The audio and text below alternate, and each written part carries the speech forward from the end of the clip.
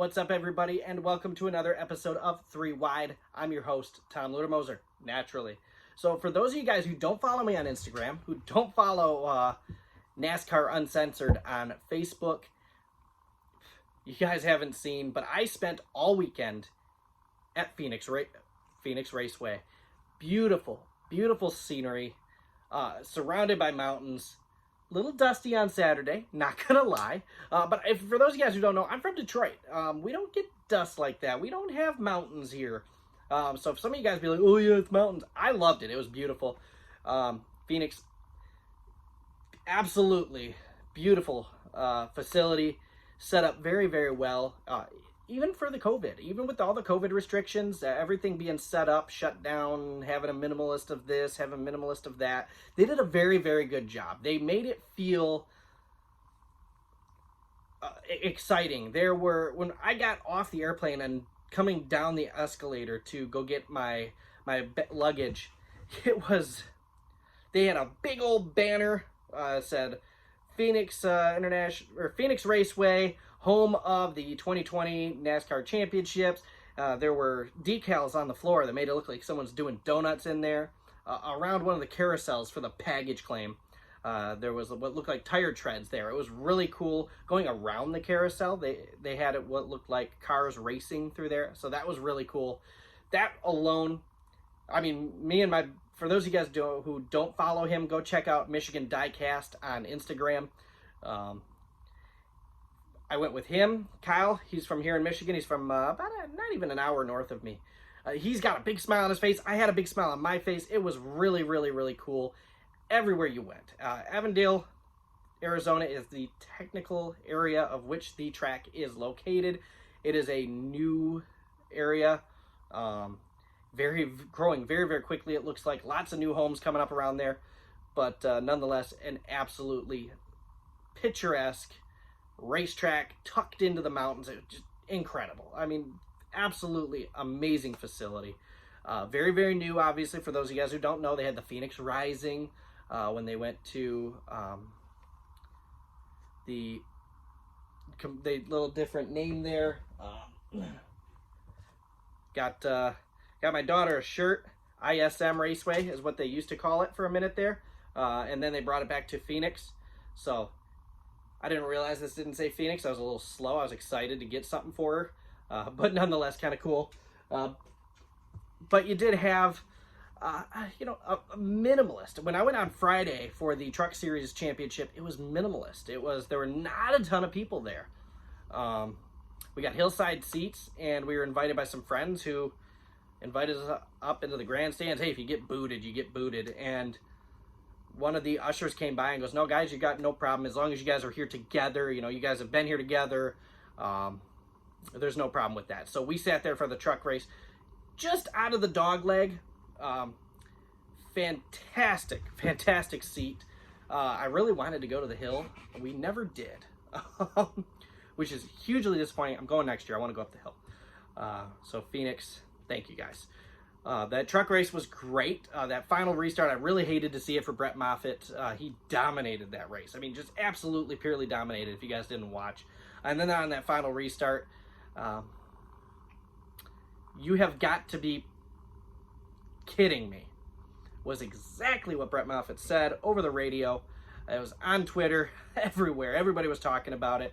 He knew his shot at going after that title was pretty heavily impacted there. Otherwise, he ran away with that. If there was no caution going into turn 3 down that backstretch, Brett Moffitt's a 2-time champion. I want to congratulate Brett for just absolutely the stellar season he's had of consistency, and then finally getting that win a couple weeks back. But I got to meet Zane Smith, who ended up finishing second in the Truck Series Championship. So that was really cool to meet him. Waved at him, like, hey, it's Zane Smith! And he got this big old smile on his face and waved. I go, hey, can we get a picture? And he goes, yeah. He was like, super. No, 1 second. I think it was Noah Gregson's family was up on the next section closer to the start-finish line than us. So he went up there, talked to them, and we're looking down. We're watching the Xfinity race and he comes down. He remembered right where we were. He came down. He goes, "What's up, guys? Hey," and hey, congratulations on second. Sorry you couldn't get it. Blah blah blah blah And he was just happy. He seemed excited that people recognized him. When I said, Zane, what's up? He just got this lit up and very excited. That kid's got a bright, bright future. And I say kid because, yes, he's younger than me. Obviously, for those of you guys who did watch, you got Sheldon Creed snagged the championship. Very deserving. Got to give him credit. Won a lot of races this year. Vastly improved over last year. So huge shout out for him and GMS Racing. I think Zane's got something to say for that next year, though. He's definitely a talented young man. So we watched the ARCA race the next day. Pretty good race. I've never watched an ARCA race before. Ended up leaving for a short bit at the end of the race. I had to use the restroom. Not going to lie. I was that guy.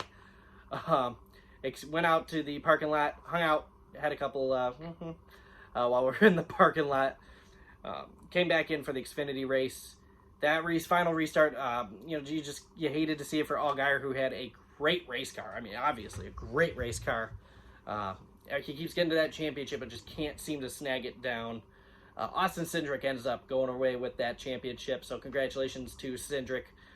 Chase Briscoe, who I thought was really deserving of it. Obviously 9 wins for Stewart Haas Racing, going to replace Clint Boyer in the 14 car next year. I thought he did a fantastic job all year. He did a great job during the race, just wasn't really quite where he needed to be. Ended up spinning out late in the race, brought out that late race caution, which Cindric was able to go down and dive by and really get that win, and very aggressively, might I add. Went back to the, actually, what did we eat after that? We went to the local Hooters. I think it was 75th Street, something like that. I'm still kind of, never been there, trying to fix it in. Pretty decent service. Kind of obviously minimalizing the number of people that can really be in there for the COVID. Did a good job. And then the next day, obviously, Cup Series racing at Phoenix Raceway, the championship. First thing in the morning, what do I see on Twitter? What do I see on Instagram? What do I see on Facebook? I see Chase Elliott to the rear, failed pre-race inspection twice. Obviously, third, he would have had to do that drive-through penalty, immediately lost a lap. But he only failed twice. And by the end of the first stage, I mean, you just had Joey Logano just dominated that stage. I think he led every lap, if I'm not mistaken. You had Denny, got pretty close, but kind of faded off and just couldn't really catch him. But by the end of that stage, I believe Chase got up to close to the top 10, if I'm not mistaken, and maybe into the top 10, which is very, very impressive. Kind of set the stage for the rest of that race. Going into stage 2, it was Chase Elliott. Chase Elliott dominated. But, again, I went to the bathroom, got out with about 2-3 laps to go in the stage, and I'm standing there staring out of the bathroom, staring up at the TV monitor there, and Brad's catching him with only a few laps to go, and he's there. I mean, Brad got to pass him and he'd get back, and doing one of these things. And finally, I'm like, all right, I gotta go. I went back up the stairs, up to the grandstand, sat down, actually in the handicap spot where there was nobody up at the very top of the grandstands. Pretty kick-ass view, might I add. But with the restrictions, I think there were people in every other one of those. But I kind of sat down right there, and I'm looking, and I'm leaning over the railing. I'm like, come on, Brad. And he just gets around that, and I jumped up and down. I bought a hat. He's a Michigan boy. I bought the hat. I bought the shirt. Bundle. $25. Hat, shirt, and forgot where I put it. 1/64th diecast for Brad Keselowski. Actually, I forgot where I put it. I got diecast everywhere if you guys haven't seen. Really, really cool to see Brad go out there. But Brad's pit crew just couldn't. Brad's pit crew was just choking. And in the long run, I think they lost that championship for Brad Keselowski. He lost a spot, lost 2 spots, lost 2 spots here, lost a spot there. I think he had a really strong car. Maybe not up there to beat Chase, but I do think he could have been competitive without that pit crew being the way they were. And then obviously, stage 3, it was the Chase Elliott show. Went out there and dominated, just absolutely dominated. Obviously won the championship, won Hendrick their first championships. Actually, Chevy's the first time they've been in since 2016. Won Hendrick the first one since 2016. And now him and his dad, Bill, become only the third father-son duo to ever say they were NASCAR Cup Series champions, which is really cool. Not going to lie. I was rooting for Brad. He's my Michigan boy. But not going to lie, that was pretty cool to see Chase get it. The emotion in his eyes, you could just, coming out of that corner, I mean, he popped the visor. You could just see the red, the kind of glossiness in his eyes. You could see how purely excited he was and emotional, which is pretty cool because you don't necessarily see that out of Chase quite too frequently. You saw Jimmy Johnson did a one last time pass around. That was pretty cool. Up into the dog leg, he turned around, did a Polish victory lap. Kind of a Polish victory lap. And you saw going through turn, actually about the Geico restart zone. I'm sure you guys saw it on TV where they kind of came together. It was like the passing of the guard. Jimmy Johnson one last time gave a big high five, slapped gloves with Chase. I mean, that was really, really cool to see in person. I've got it on video. It'll be on, it's really crappy quality. It came off my cell phone. Sorry, guys. But it will be on Instagram if you don't, if you haven't seen it. It is super_fast_diecast on Instagram. Superfast diecast is my page, or what used to be Ludermoser Motorsports. That will be on there. It will be on the NASCAR Uncensored. I'll keep adding more videos and stuff from the championship on there. So guys, check those videos out. A little fuzzy, but they are there. Really cool to see in person. They did a great job kind of celebrating Jimmy Johnson, his career and everything. But Chase burned it down, obviously, coming out of the next corner. Just burned it. Picked up the flag, just burned it down. Interesting paint scheme. Thought it was pretty simple, very generic, like his typical Napa car. And then, I'm a little slow. This is the Brad diecast that I got. $25, 2019. Came with this and a hat and a shirt. But really cool to see the passing of the guard. I'm a little bummed they didn't do quite as much for, and I get why, but as a fan, I'm pretty bummed they didn't do quite as much for Clint Boyer. They did give him a shout out before and after the race. They did give him a shout out. You got pictures with Jimmy and Clint and their families together. It was really cool. You love to see it. I hate to see him go, but obviously in the booth next year, it's gonna be really cool to see. I love Clint Boyer. He's such a great dude, a great personality. I think he's going to do great things up there in the Fox booth. Sucks to see. You know, got a little chilly that day though. I had to buy the jacket. I had to buy the hoodie here. Not gonna lie, NASCAR, a little cheap, a little thin. $55.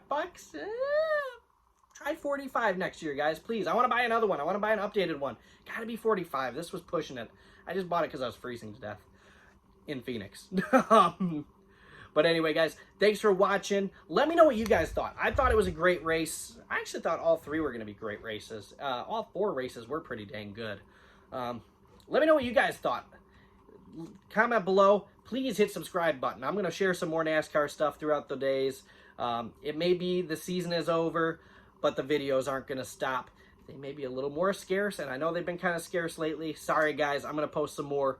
If you guys like what I have to say, hit it up. Like I said, NASCAR Uncensored on Facebook, 3 Wide here on YouTube, and Seriously Fast Diecast on Instagram.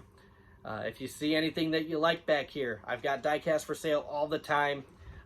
Michigan Diecast has it as well. Give him a shout out. Give him a like. Let him know you saw him here and heard me tout about him. It's going to be a lot of fun, guys. This off season's obviously no NASCAR, but we're gonna have some fun, guys. Thanks for watching. You guys have a great rest of your day, and as always, good luck to your guys as drivers. I hope they did great this year. I know mine finished second, and I don't really have a driver, but Brad was who I was rooting for. Finished second. Next year, Brad, come on, you got to do it, bud. One more time. We got to get it again.